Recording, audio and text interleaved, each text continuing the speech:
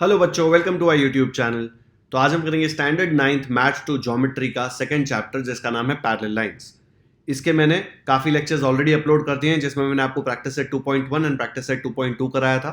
मैंने problem set 2 का भी एक लेक्चर ऑलरेडी अपलोड कर दिया है जिसमें मैंने question number 1 and question number 2 पूरे सॉल्व करा दिए। आज हम इसका लेक्चर 2 करेंगे जिसमें हम आगे के क्वेश्चन करेंगे।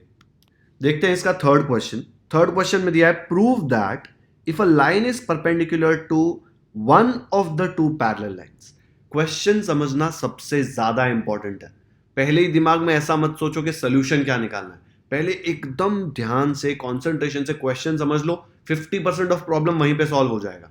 ओके, वो बोल रहा है prove that if a line is perpendicular to one of the two parallel lines. मतलब एक लाइन एग्जिस्ट करती है, दो पैरेलल लाइंस अलग से एग्जिस्ट करती है, और ये जो एक लाइन है ना वो परपेंडिकुलर है ये दो पैरेलल लाइन में से एक को।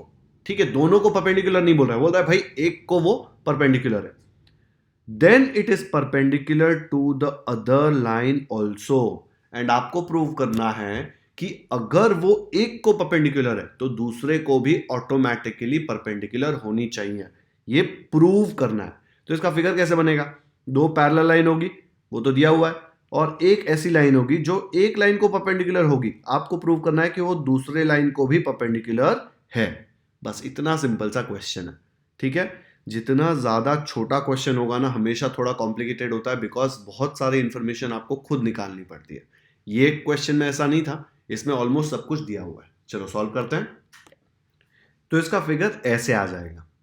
उसने बोला if a line is perpendicular to one of the two parallel lines, तो हमने यहाँ पे दो पैरेलल लाइंस ली, उसका नाम रखा एल एंड एम। और ये जो लाइन है ना, ये लाइन, ये हमने इसको परपेंडिकुलर ले ली क्योंकि उसने दिया हुआ है क्वेश्चन में। ठीक है, कि वो एक को परपेंडिकुलर है। आपको क्या प्रूव करना है कि ये जो लाइन है ना ये इसको भी यहाँ पे परपेंडिकुलर है, मतलब ये 90 डिग्री है, ये आपको प्रूव करना है। एक्स्ट्रा इन्फॉर्मेशन क्या है कि ये दोनों लाइन पैरेलल है, तो हम लोग गिवन में क्या लिखेंगे? L parallel M and this angle A B F is equal to 90 degree. ये चीज दी हुई है ना क्वेश्चन में, अभी वो यूज करके हम लोग प्रूव करेंगे कि ये भी 90 डिग्री है। तो गिवन डेटा ऐसे लिख लेंगे, line L parallel line M and this angle is 90 because line N जो है it is perpendicular to line L. ये जो लाइन है ये एक को परपेंडिकुलर है, दिया हुआ है ना, line is perpendicular to one of the two parallel lines. दो पैरेलल लाइंस है, उसमें से एक को ये वाली लाइन परपेंडिकुलर है। इसका मतलब ये जो एंगल है ए बी एफ ये 90 डिग्री। प्रूव क्या करना है? Then it is perpendicular to the other line also. ऐसा बोला है ना, prove that it is perpendicular to other line also, मतलब ये जो लाइन है ये इसको भी परपेंडिकुलर है। इसका मतलब प्रूव करना है कि B C H angle 90 degree आएगा। ठीक है, line N perpendicular line M, ये line N perpendicular line M, ये प्रूव करना है। उसका मतलब ये 90 डिग्री प्रूव करना है। बहुत ही सिंपल है। सबसे पहले तो देखो ये 90 दिया हुआ है, तो हम लोग इसको भी पहले ओरली सॉल्व करेंगे। ठीक है, ओरली में बहुत ही इजीली समझ में आ जाएगा आपको। अगर ये 90 और ये दोनों लाइन पैरेलल है तो ये क्या बन रहा है? यहाँ पे एफ बन रहा है ना। अगर दोनों लाइन पैरेलल है तो मैं बोल सकता हूँ ना कि ये एंगल और ये एंगल अगर एफ बन रहा है तो करस्पॉन्डिंग एंगल्स है, और दोनों इक्वल आएंगे। तो ये एंगल कितना आ जाएगा? करस्पॉन्डिंग एंगल से ये एंगल 90 डिग्री आ जाएगा ना, क्योंकि लाइन तो पैरेलल दिया हुआ है क्वेश्चन में। तो अगर ये 90 हो गया उसका मतलब क्या है कि ये line N is perpendicular to line M. खत्म हो गया ना, एकदम टाइम पास क्वेश्चन है। समझ में आया? एक 90 दिया था, हमने देखा कि भाई एफ बन रहा है, और क्वेश्चन में दिया भी है कि पैरेलल है दोनों लाइन, तो ये एंगल और ये एंगल इक्वल, ये 90 तो ये भी 90 डिग्री, और ये अगर 90 बन गया मतलब ये वाली लाइन इसको परपेंडिकुलर, परपेंडिकुलर का मतलब यही होता है ना कि 90 डिग्री, मतलब ये लाइन ये वाली लाइन को 90 डिग्री पे इंटरसेक्ट करती है, मतलब वो परपेंडिकुलर है। आया समझ में? सिंपल है। लिखेंगे कैसे इसको? देखो, बहुत ही टाइम पास प्रूफ है इसका।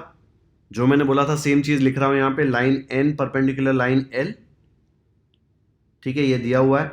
अच्छा, मैंने यहाँ पे ए बी एफ 90 डिग्री लिखा था और निकाल दिया क्योंकि क्वेश्चन में नहीं दिया था ना, इसलिए प्रूफ में लिख लेंगे वो। ठीक है, तो अगर ये लाइन इसको परपेंडिकुलर है तो ये एंगल कितना होगा? A B F 90 degree, perpendicular है ना। अब यहाँ पे एल पैरेलल एम दिया हुआ है एंड लाइन एन इनको काट रही है ना, काट रही है मतलब क्या है? उनकी ट्रांसवर्सल। तो ये उनकी line N is their transversal. अगर दो पैरेलल लाइंस है और ये उनका ट्रांसवर्सल है एफ बनता होगा तो अंदर जो एफ के एंगल है वो कौन से एंगल होंगे, करस्पॉन्डिंग एंगल्स, एंड वो इक्वल होंगे।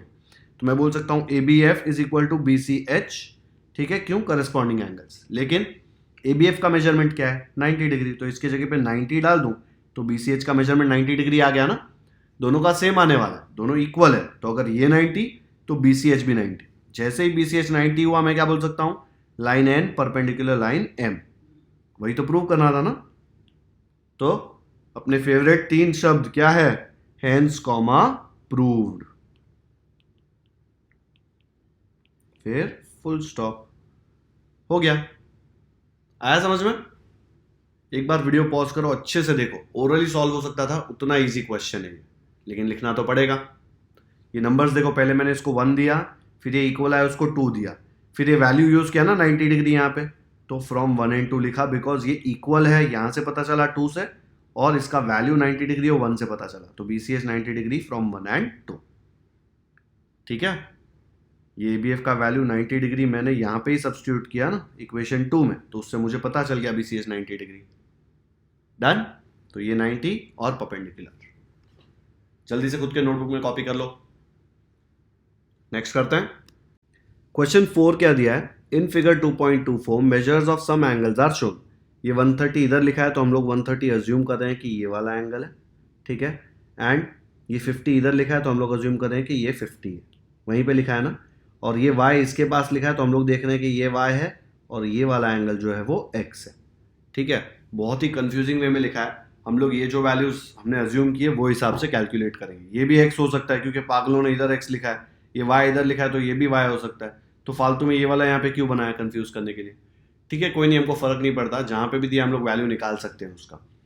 Using the measures find the measures of angle x and angle y। x और y की वैल्यू निकालनी है। मैंने आपको बताया ना, मैंने x क्या लिया है, मैंने x ये वाला पार्ट लिया है, ये जो है वो x लिया है, ये जो लिया है वो y लिया है, तो ये x और y इधर इरेज करके यहाँ लिख रहा हूँ ताकि कंफ्यूजन ना हो। देख लो एक बार, ये x और ये y, वो उधर लिखा था ना तो थोड़ा कंफ्यूजिंग था। अगर ये x होता तो कितना ईजी होता ना, ये 130 तो सामने 130 आ जाता, इधर लिखा था ना x तो सीधा वर्टिकली ऑपोजिट एंगल से 130 बता देते। अगर यहाँ पे y लिखा था तो y कैसे निकालते, 50 और 50 आमने सामने होंगे ना, वर्टिकली ऑपोजिट एंगल, देखो x बन रहा है तो वर्टिकली ऑपोजिट, तो ये 50 तो ये भी 50। अगर वैसे x y लेंगे तो भी आ जाएगा, मैं ऐसे लाऊं क्योंकि मुझे ऐसा लग रहा है ये थोड़ा डिफिकल्ट होगा उससे, ये तो बहुत ही सिंपल था यहाँ पे x लेना। पक्का समझा ना, टेक्स्ट बुक में यहाँ पे x लिखा है, मुझे समझ नहीं आ रहा वो x ये है कि ये है, तो मैंने ये x लिया है। अब देखो यहाँ पे वो बोल रहा है x और y का मेजरमेंट निकालो, पैरेलल लाइन दिया नहीं है, एंड लास्ट में बोला है show that line L parallel to line M, okay.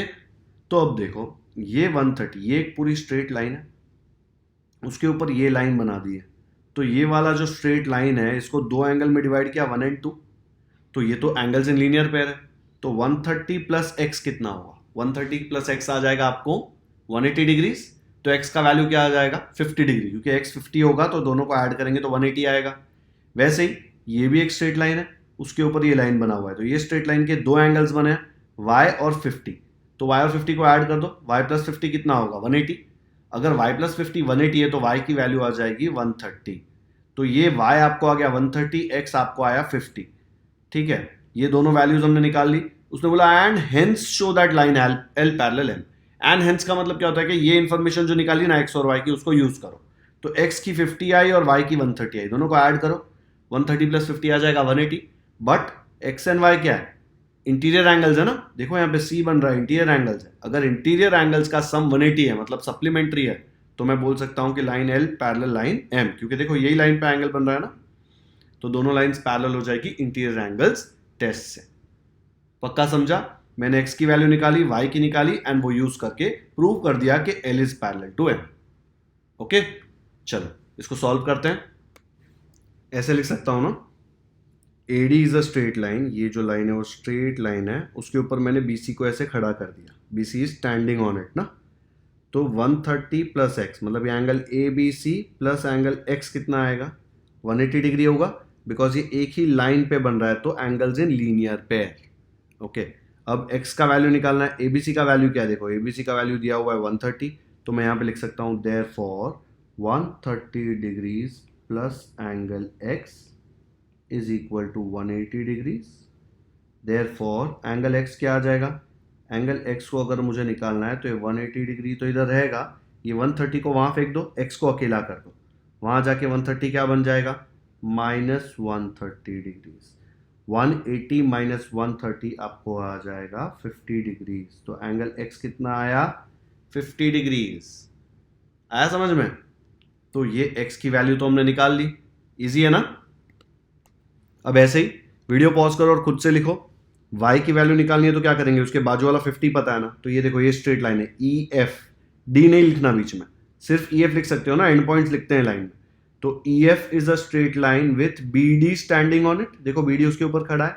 तो ये जो लाइन है, ये वाले लाइन को दो पार्ट्स में डिवाइड करिए, एक एंगल y और एक एंगल 50। तो y प्लस 50 कितना होगा, 180। तो आपको y का वैल्यू मिल जाएगा। तो कैसे लिखेंगे उसको जल्दी बताओ, वीडियो पॉज करके खुद से लिखना है। ऐसे लिखा होगा आपने, EF is a straight line with BD standing on it। देखो EF एक स्ट्रेट लाइन है, BD उसके ऊपर खड़ा है, तो ये दो एंगल में डिवाइड हुआ ना, तो मैं बोल सकता हूँ एंगल BDF प्लस Y, ये वाला एंगल, ठीक है, BDF एंड Y, उनको ऐड करूंगा तो 180 डिग्री आएगा, because angles in a linear pair. एक ही स्ट्रेट लाइन पे ये दो एंगल बन रहे हैं, तो 180 होता है ना सम हमेशा, सप्लीमेंट्री। BDF का वैल्यू दिया 50 डिग्री, Y को ऐसे लिख दिया, फिर 50 को उस तरफ भेजा तो हो गया 180 माइनस 50, जो आ गया 130। तो आपको x की वैल्यू भी मिल गई, y की वैल्यू भी मिल गई, ठीक है। अब उसने क्या बोला है, hence show that line L parallel line M, ये L पैरेलल M बताना है। अब देखो x का वैल्यू 50, y का वैल्यू 130। अगर x और y यूज करके आपको बताना है कि L पैरेलल M, तो कैसे बताओगे, x प्लस y कितना है, देखो 50 प्लस 130, 180 आ रहा है ना। बट एक्स एंड वाई क्या है, दे आर इंटीरियर एंगल, सी में है। देखो अगर इंटीरियर एंगल सप्लीमेंट्री है तो मैं बोल सकता हूं line L parallel line M। कौन से टेस्ट से, इंटीरियर एंगल्स टेस्ट से। ओके, कोई पूछेगा sir corresponding angles test use करते हैं ना, ये 130 दिया हुआ है और y भी हमने 130 फाइंड किया, तो 130 इक्वल आ रहा है, बट वो तो करस्पॉन्डिंग एंगल है, देखो F बन रहा है, ये एंगल और ये एंगल, तो करस्पॉन्डिंग एंगल टेस्ट से बोल सकते हैं कि L पैरेलल M, बोल सकते हैं। लेकिन जनरली जब ऐसा लिखा हो ना, देखो use the measures, find x and y and hence show that this is parallel. Hence का मतलब क्या है, एंड हेंस मतलब ये दोनों वैल्यू यूज करना है, तो x और y का वैल्यू यूज करके करो। शायद आपकी टीचर को भी नहीं पता चले कि ये यूज करना है, बट मैं रेकमेंड करूंगा कि जब भी ऐसा लिखा हो ना एंड हेंस, तो ये वैल्यू यूज करके ही प्रूव करो। तो हम लोग x और y यूज करेंगे, जब 130 और y यूज कर रहे हैं तो x नहीं यूज हो रहा ना, इसलिए हम लोग x और y दोनों यूज करते हैं। ठीक है, क्या करेंगे, x प्लस y कितना आ जाएगा, 180 डिग्रीज, बट वो तो इंटीरियर एंगल्स है। अगर इंटीरियर एंगल्स है तो lines L parallel M by interior angles test. इसको 1 नंबर दिया, इसको 2 देते हैं। ऐसे लिखेंगे, फ्रॉम 1 एंड 2, 1 में x का 50, 2 में 130, x प्लस y किया तो आएगा 50 plus 130 which is 180। x plus y supplementary आ रहा है, देखो 180, बट x एंड y क्या है, देखो C के अंदर है, x एंड y है इंटीरियर एंगल, तो मैं लिखूंगा but angle x and angle y तो इंटीरियर एंगल्स है। उसका मतलब क्या कि इंटीरियर एंगल्स कौन सी लाइन पे बन रहे, देखो L पे एंड M पे, तो मैं बोल सकता हूँ line L parallel line M। कौन सा एंगल से, इंटीरियर एंगल से ना, इसलिए इंटीरियर एंगल्स टेस्ट से। बहुत बार यूज किया हमने ये प्रैक्टिस सेट 2.2 में। आया समझ में? वीडियो पॉज करो, अच्छे से समझो, धीरे धीरे एक एक स्टेप करना, प्रूफ्स करने में कोई जल्दबाजी नहीं, स्लो स्लो करोगे, 2-3 बार खुद के बुक में प्रैक्टिस करोगे, आपको समझ आ जाएगा कि कौन से स्टेप के बाद क्या आएगा। डन? ये जो मैंने अभी लिखना शुरू किया ना, ये थोड़ा इजी बना देता है लीनियर पेयर रिकॉग्नाइज करना, इसलिए मैंने लिख रहा हूं कि ये स्ट्रेट लाइन है, इसके ऊपर ये लाइन बन रही है, तो दो एंगल में स्प्लिट हो रहा है, इसलिए वो एंगल्स इन लीनियर पेयर है। ओके, नेक्स्ट करते हैं। तो अपना ये थर्ड क्वेश्चन भी हो गया और फोर्थ हो गया। अब हम करेंगे फिफ्थ वाला। ठीक है, फिफ्थ में देखो क्या बोल रहा है वो, फिफ्थ में बोला है line A B parallel line C D. ये ए बी और सी डी पैरेलल दिया है, वो ई एफ को भी पैरेलल है, मतलब ये तीनों लाइन पैरेलल है, तीनों एक साथ दिए हुए हैं। And line Q P is the transversal, ये लाइन इनको काट रही है, इसलिए वो उनका ट्रांसवर्सल है। इफ वाई, इसका मतलब याद है रेशियो प्रपोर्शन में किया था ना, if Y is to Z is 3:7, मतलब y और z 3:7 के प्रोपोर्शन में है, then find the measure of angle x। अब ये बहुत ही फालतू क्वेश्चन है, लेकिन ये देख के लोगों को डर लग जाएगा क्योंकि रेशियो एंड प्रोपोर्शन तो याद नहीं है। ठीक है, ये बहुत ही सिंपल सा कॉन्सेप्ट यूज होता है रेशियो एंड प्रोपोर्शन का। आपको याद होगा हम लोग कॉमन मल्टीपल लेते थे 8th स्टैंडर्ड में।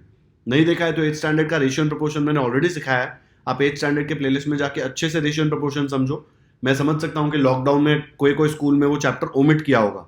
अगर ओमिट किया था तो 8th स्टैंडर्ड का वीडियो जाके देख लो, क्योंकि रेशियो एंड प्रोपोर्शन बहुत काम आने वाला है आगे जाके।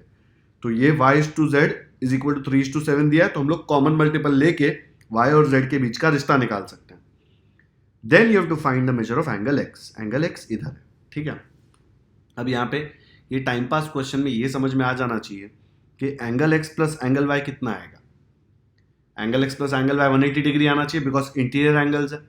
तो कुछ करके मैं x को z के या y के टर्म्स में लेकर आ जाऊं और फिर x plus Y equal to 180 use करूं तो मुझे एंगल x की वैल्यू मिल सकती है, ठीक है। अभी बेसिक प्रोपोजिशन ये, वो डिफिकल्ट पार्ट नहीं है, डिफिकल्ट पार्ट ये समझना है। तो चलो मैं बताता हूं आपको ये कैसे यूज करते हैं। तो यहां पे मैंने गिवन डेटा लिख दिया, ये 3 लाइंस पैरेलल है और y/z का रेशियो 3:7 दिया हुआ है, ठीक है। पूछा क्या है, फाइंड मेजर एंगल x। अब सोल्यूशन में सबसे पहले ये यूज करते हैं, ये दिया हुआ है, गिवन है। जब भी ऐसा रेशियो होता था ना 8th स्टैंडर्ड में भी हम ऐसे ही लेते थे, let the common multiple be K. Common multiple be K मतलब क्या, कि इसको भी के देंगे और इसको भी के देंगे। तो ये इसका मतलब ये नहीं होता कि y equal to 3 and z equal to 7, ठीक है। सबसे बड़ी मिस्टेक लोग क्या करेंगे कि y की वैल्यू 3 ले लेंगे और z की वैल्यू 7 लेंगे। नहीं, y is not equal to 3, इसलिए k मल्टीपल लेते हैं। अगर आप इसको भी k देंगे और इसको भी k देंगे तो आप लिख सकते हो कि y is equal to 3k, z is equal to 7k। लेकिन अगर आपने ऐसा लिखा y equal to 3 z equal to 7 तो सीधा 0 मिलेगा, क्योंकि वैसा होता ही नहीं है। जब भी रेशियो हम लिखते हैं वो इक्वल नहीं होते, ठीक है। उनका रेशियो 3:7, y अपॉन z का रेशियो 3/7, ठीक है। ये 3 और 7 की जगह पे कोई और नंबर हो सकता है जो कट करके 3/7 बनता है। 8th स्टैंडर्ड का वीडियो देखो जाके, आपको रेशियो एंड प्रोपोर्शन बहुत ही अच्छे से समझ में आ जाएगा, ठीक है। नहीं आता है तो पक्का जाके देख लो, यहाँ पे इतना ही यूज होने वाला है। रेशियो दिया है कॉमन मल्टीपल लेने का, जैसे कॉमन मल्टीपल लिया y को 3k लिखा, क्योंकि y पहले है तो यहाँ पे 3 पहले है, z सेकंड है, यहाँ पे 7 सेकंड है तो z हो गया 7k। बस अपना काम खत्म। अब देखो मैंने बोला था ना x और y एंड z के बीच में कुछ रिश्ता निकालना है, क्योंकि y और z का रिश्ता तो मुझे पता है, x को जबरदस्ती अंदर घुसाना है क्योंकि x की वैल्यू चाहिए हम लोग को। अब ये देखो यहाँ पे ये तीनों लाइन पैरेलल है ना, तो ये जो ऐसा बन रहा है ये क्या है, ये बीच का लाइन इग्नोर कर दो अभी के लिए, ठीक है। बीच का लाइन देखो ही मत, ये z दिख रहा है यहाँ पे, ये वाली लाइन और ये वाली लाइन पैरेलल है और ये ट्रांसवर्सल है, तो z दिख रहा है ना, तो ये वाला एंगल और ये वाला एंगल इक्वल होंगे, ऑल्टरनेट एंगल्स। तो मैं बोल सकता हूं ना angle x is equal to angle z। ऐसे मत सोचो ये बीच में है तो ऐसा नहीं हो सकता, किसने बोला नहीं हो सकता। दो पैरेलल लाइंस है और उनका ट्रांसवर्सल है तो ऑल्टरनेट एंगल तो हो ही सकता है। तो ये x और z इक्वल है, तो अगर z की वैल्यू 7k तो x की वैल्यू भी 7k, ठीक है। अब x की वैल्यू 7k, y की वैल्यू 3k, ठीक है। ये 7k ये 3k, x प्लस y क्या है 180, तो 7k प्लस 3k भी 180 होना चाहिए। वहां से आपको k का वैल्यू मिल जाएगा, k का वैल्यू मिल गया तो आपको x का वैल्यू मिल जाएगा, है ना, एकदम टाइम पास। तो सबसे पहले ये z यूज करके x इक्वल टू z लिखता हूं। कैसे लिखेंगे उसको, तो ऐसे लिखते हैं ना हम लोग, line AB parallel line EF, AB parallel EF and line PQ is their transversal. ये PQ जो है वो उनका ट्रांसवर्सल है। देखो इसमें z बन रहा है AB parallel EF and PQ is their transversal. तो मैं बोल सकता हूँ angle x is equal to angle z, alternate angles. तो एंगल z की वैल्यू क्या है 7k है ना इक्वेशन 1 में, तो एंगल x की वैल्यू भी 7k आ जाएगी। तो 1 एंड 2 से मुझे मिल गया एंगल x इज 7k। अब एंगल x मिल गया, अब हम लोग क्या प्रॉपर्टी यूज करेंगे, AB is parallel to CD, ठीक है। देखो यहाँ पे ये C बन रहा है, यहाँ पे इंटीरियर एंगल्स का C है ना, उसमें ये वाली लाइन और ये वाली लाइन पैरेलल है। अगर दोनों लाइन पैरेलल है और ये इंटीरियर एंगल है तो मैं बोल सकता हूँ ना x plus Y is 180 and x plus Y equal to 180 में आप x की वैल्यू सब्स्टिट्यूट करो 7k, y की वैल्यू सब्स्टिट्यूट करो 3k, तो आपको k का वैल्यू मिल जाएगा जिससे हम लोग x का वैल्यू निकाल सकते हैं। तो कैसे लिखेंगे इसको, मैंने आपको बोला ना angle x plus angle y 180 आएगा। कैसे लिखेंगे, AB parallel CD and line PQ is their transversal. देखो यहाँ पे AB parallel CD and PQ is their transversal. ये यहाँ पे C बन रहा है ना इंटीरियर एंगल्स का, AB ये लाइन है, CD ये है और ये PQ है। तो x प्लस वाई कितना आ जाएगा 180, क्यों, इंटीरियर एंगल्स। तो x के जगह पे 7k सब्स्टिट्यूट करेंगे एंड y के जगह पे क्या करेंगे, y के जगह पे देखो यहाँ पे दिया हुआ है 3k, तो यहाँ पे x के जगह पे 7k, y के जगह पे 3k equal to 180। 7k plus 3k आ जाएगा 10k, 7 chocolates plus 3 chocolates, 10 chocolates होती है लेकिन चॉकलेट्स नहीं थे, k थे, तो इसलिए 10k इक्वल टू 180। k का वैल्यू निकालना है, यहाँ पे 10 मल्टीप्लाई हो रहा है, इक्वल टू k उस तरफ भेजेंगे तो मल्टीप्लाई बन जाएगा डिवाइड, 0 0 कट, बचा खाली 18, तो k का वैल्यू आ गया 18। x क्या है 7k, 7k मतलब 7 मल्टीप्लाइड बाई k, k के जगह पे हम लोग सब्स्टिट्यूट करेंगे 18, 7k 7 multiplied by 18 which is 126 degree, तो एंगल x का वैल्यू आ गया 126 डिग्री। आया समझ में? पक्का? एक बार पूरा सॉल्यूशन देखो, बहुत ही इजी है। आपको सिर्फ ये रेशियो एंड प्रोपोर्शन वाला जो पार्ट है वो थोड़ा डिफिकल्ट लगेगा क्योंकि काफी स्कूल्स में वो ओमिट किया होगा या फिर पूरा अच्छे से चैप्टर नहीं सिखाया होगा। मैंने आपको बताया 8th स्टैंडर्ड मैंने पूरा करा दिया, एक बार जाके वहां देख सकते हैं। डन? आ गया समझ में? चलो वीडियो पॉज करो और खुद के नोटबुक में जल्दी से कॉपी करो और एक बार बिना देखे भी खुद से लिखना है, रट्टा नहीं मारना है, समझना है एक एक स्टेप। ओके, तो आज का लेक्चर यहीं खत्म करते हैं। मैंने अभी 5th कराया, तो आज के लेक्चर में 3, 4 और 5 प्रॉब्लम सेट 2 का मैंने आपको करा दिया। ये लेक्चर 2 है प्रॉब्लम सेट 2 का। अब लेक्चर 3 में हम लोग इसमें देखो 3 सम और है, 6, 7, 8। कोशिश करेंगे कि लेक्चर 3 में तीनों क्वेश्चन करा दे या फिर हो सकता है लेक्चर 4 तक ये 8 क्वेश्चन जाएगा, थोड़ा लंबा हो तो। ओके, वीडियो पसंद आया तो इसे लाइक जरूर करें, इसका लिंक अपने दोस्तों के साथ व्हाट्सएप पर शेयर करें ताकि उनको भी पैरेलल लाइंस का चैप्टर बहुत ही ईजी लगे। अगर आपने हमारे चैनल को अब तक सब्सक्राइब नहीं किया है तो सब्सक्राइब करना ना भूलें क्योंकि हम ऐसे ही सारे प्रैक्टिस सेट के डिटेल सॉल्यूशंस अपलोड करते रहेंगे। बेल आइकन पर भी क्लिक कर दीजिए ताकि जैसे ही मैं इसका लेक्चर 3 अपलोड करूं आपको तुरंत नोटिफिकेशन आ जाए और आप कोई भी इंपॉर्टेंट लेक्चर मिस ना करें। अभी लेक्चर जब खत्म होगा ना तब यहाँ पे एक बॉक्स आएगा जिसमें 9th स्टैंडर्ड मैथ्स 2 की प्लेलिस्ट होगी, उसमें आपको 9th स्टैंडर्ड मैथ्स 2 के सारे वीडियोस लाइन वाइज मिल जाएंगे, उसमें जाके आप देख सकते हैं। आपको ये लेक्चर कैसा लगा आप मुझे कमेंट सेक्शन में बता सकते हैं और कमेंट सेक्शन में वो भी बताइए कि आपने जब मैंने बोला कि ये खुद से सॉल्व करना है वो खुद से सॉल्व किया कि नहीं किया और आपको खुद से आया तो लिख के बताइए, मुझे पढ़ के बहुत खुशी होती है, मेरी मेहनत वेस्ट नहीं जा रही ऐसा मुझे लगता है। रेशियो एंड प्रोपोर्शन अगर आपने नहीं देखा है, देखना चाहते हैं तो देख सकते हैं। अगर आपको रेशियो एंड प्रोपोर्शन ऑलरेडी आता है बहुत सही है, आपको वो वीडियो देखने की जरूरत नहीं पड़ेगी। चलो मिलते हैं नेक्स्ट लेक्चर में। Thank you so much for watching this video.